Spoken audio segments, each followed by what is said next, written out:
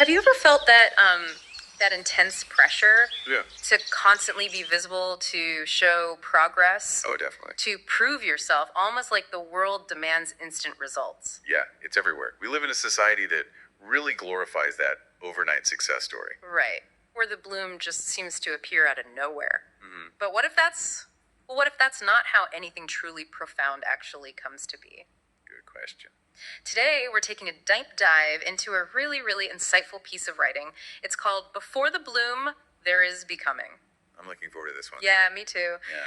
Our mission really is to unearth some surprising truths about growth, about patience, and those essential, often invisible processes. The stuff that happens before the big reveal. Exactly. The things that unfold long before anything sudden ever appears. And honestly, it might just radically shift your perspective on how you view your own journey. And others' journeys too, perhaps. Absolutely. Okay, let's unpack this. So, the very first lines of this source, they immediately challenge our assumptions, don't they? They really do.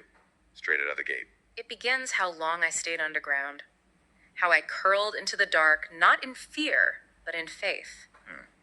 What immediately jumps out, for me anyway, is that choice. Faith over fear. In the darkness. Right. We usually think of being hidden, as a struggle, right? Something difficult. Exactly. And what's fascinating here is precisely that. That immediate reversal of what we might expect. Yeah. We're kind of conditioned, aren't we, to see underground or darkness as a tough time, maybe even frightening. But the text frames it as deliberate, intentional, a period of profound trust, really. It's powerful. It is a powerful statement that maybe the most crucial developmental work, the foundational shaping, it happens completely out of the public eye. So it's not passive waiting? No, not at all. It's an active curling into purpose, as the text says. And it really drives home that idea of active trust in the lines that follow. I trusted the silence. I trusted the stillness. I trusted the process. That repetition is key. It is. And in our world, our always on world, where constant noise and immediate feedback are the norm, how counterintuitive is that? Extremely. To deliberately lean into silence and stillness, what does that trust really signify here, do you think? Well, if we connect this to the bigger picture, it directly challenges that modern emphasis on constant external validation. Right. The need to post everything, show every step. Exactly. We're so often urged to broadcast every step, document our journey publicly, Yeah. But this piece suggests something different. A profound internal reliance, an alignment with an inherent, almost organic rhythm, rather than those external pressures to perform. An internal rhythm. I like that. And it raises an important question, I think, for all of us maybe. When we talk about progress, how often do we overlook or maybe undervalue the critical formative work that happens quietly? The stuff nobody sees. Right, the stuff entirely unseen by others. Is progress only what we can, post online or measure easily?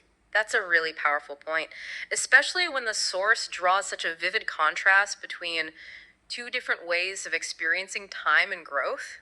The temporal aspect. Yeah, it says, while the world watched for petals, I was building patience. Okay. While they measured time by blooms, I was learning the rhythm of rain. Wow. That's beautifully put. Isn't it? It's such a stark difference between focusing on the immediate visible outcomes versus that deep foundational preparation. Exactly. Watching for petals and measuring time by blooms. That's all about being fixated on the visible outcome, right? The final external product. Shiny object. Pretty much. It's a very superficial metric, ultimately. Conversely, building patience and learning the rhythm of rain. Well, that speaks to a deep immersion, an alignment with a natural, often much slower cycle of growth. Slower, yeah. Not instant. Definitely not. This isn't about rushing to the finish line. It's about being fully present and attuned to the subtle nuances of the process itself. Understanding that some things simply cannot be rushed. You have to respect the process. You do. You have to learn its rhythm, like the rain. And the motivation behind this becoming is key too, isn't it? Absolutely. The text states, didn't reach just to be seen.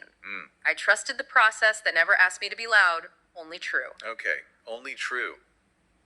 That's interesting. It really emphasizes authenticity over performance, it seems. Yeah. But is there a risk here? Could this trusting the process become an excuse for, inaction?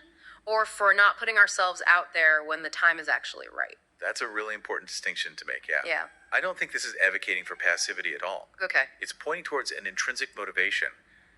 The purpose of this becoming, this growth, isn't for the external applause, Right. not to impress an audience. Right. Not for the likes. Exactly. It's for an internal state of being true. True to oneself, true to one's own authentic nature or purpose. So the driver is internal. Yes. It suggests that true strength, deep development, it's often quiet. It's internally driven. And crucially, it doesn't require external validation to be meaningful. The truth is the internal compass guiding the growth. It's not the external gaze. The reaching still happens eventually, But for the right reasons. but for an authentic reason, not merely for show. Okay, that makes sense. So, after all this hidden cultivation, this quiet work, when it finally culminates and manifests, the revelation is really impactful. It's hard. It says, "So when I finally rise, let no one call it sudden. Let them know this was earned in unseen places." And here's where it gets really interesting. Yeah. Because it just forces us to rethink everything we thought we knew about sudden success. It really does.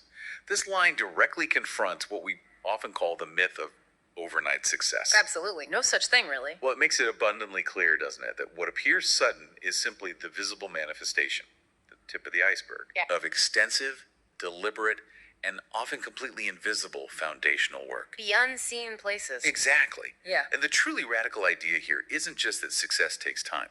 We kind of know that, intellectually at least. Sure.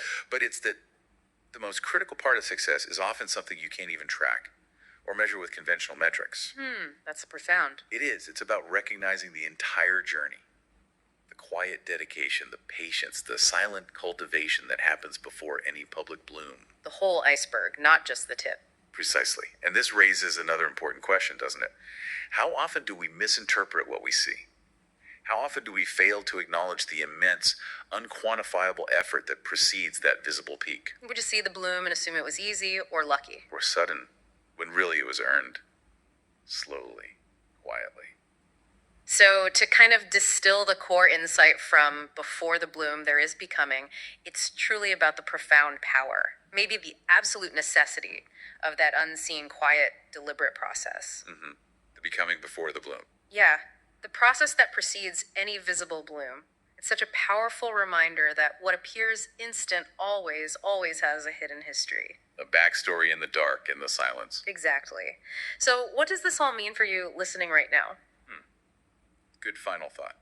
Maybe consider what unseen places you might be cultivating in your own life right now.